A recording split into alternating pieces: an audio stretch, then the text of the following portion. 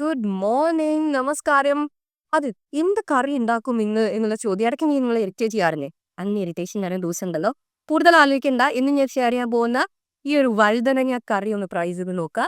ചടപടയിന് കാര്യങ്ങൾ തീരുകയും ചെയ്യും. കഴിച്ചു നോക്കിയാൽ എന്തായാലും അടിപൊളിയായിട്ടുണ്ടെന്ന് പറയുകയും ചെയ്യും. ഓക്കെ, അപ്പൊ let's go to the recipe. Welcome to my channel. എൻ്റെ പേര് പൂജ. ഇതുപോലെ വഴുതനങ്ങ നന്നായിട്ട് കട്ട് ചെയ്ത് റൗണ്ടിൽ നല്ല ഭംഗിയിൽ കട്ട് ചെയ്തതിന് ശേഷം അതിലേക്ക് മുളക് പൊടി, മഞ്ഞപ്പൊടി, കായം, പിന്നെ ഉപ്പ്, കുറച്ച് മല്ലിപ്പൊടി ഇതെല്ലാം ഇട്ട് കുറച്ച് എണ്ണ ഒഴിച്ചിട്ട് നന്നായിട്ടൊന്ന് മാരിനേറ്റ് ചെയ്തിട്ട് ഇതുപോലെ ദോശക്കല്ലിൽ വെച്ചിട്ട് ഒന്ന് ഫ്രൈ ചെയ്തെടുക്കുക. ഓക്കെ, മൊരിച്ചാൽ മതി.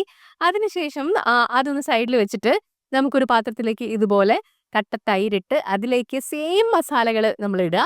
എന്നിട്ട് നന്നായിട്ടൊന്ന് ഇളക്കി ഒന്ന് ബീറ്റ് ചെയ്തെടുത്തതിന് ശേഷം കുറച്ച് എന്താ പറയുക, ആ പാനിലേക്ക് തന്നെ, അതായത് നമ്മൾ വഴുതനങ്ങ റോസ്റ്റ് ചെയ്തെടുത്ത അല്ലെങ്കിൽ ഫ്രൈ ചെയ്തെടുത്തതിലേക്ക് കുറച്ച് ഉള്ളിയും വെളുത്തുള്ളിയും പിന്നെ മഞ്ഞപ്പൊടിയും മുളക് പൊടിയും ഉപ്പൊക്കെ ഇട്ടിട്ട് നന്നായിട്ടൊന്ന് ഫ്രൈ ചെയ്ത് വെച്ചിട്ട് ഈ ബാങ്കൻ നമ്മൾ വറുത്തെടുത്തിട്ടുണ്ടല്ലോ, അത് ഇതിലേക്ക് ഈ തൈരിലേക്ക് ഇടുക.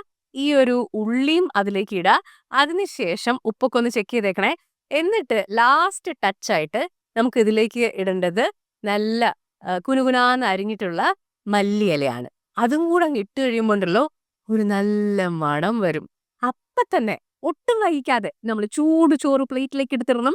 എന്നിട്ട് ഇതിന്റെ കുറച്ച് സ്പൂൺ എടുത്ത് അതിലേക്ക് ഒഴിച്ച് നന്നായിട്ട് കുഴച്ചങ്ങ് കഴിക്കുമ്പോൾ ഉണ്ടല്ലോ, നമുക്ക് ഇഷ്ടമില്ലാത്ത വഴുതനങ്ങയോട് വല്ലാത്തൊരു പ്രണയം തോന്നും. അപ്പൊ നിങ്ങളൊന്ന് ട്രൈ ചെയ്ത് നോക്കുക. നിങ്ങൾക്ക് ഇഷ്ടപ്പെടും. ഇഷ്ടപ്പെട്ടാൽ like, save and share the recipe.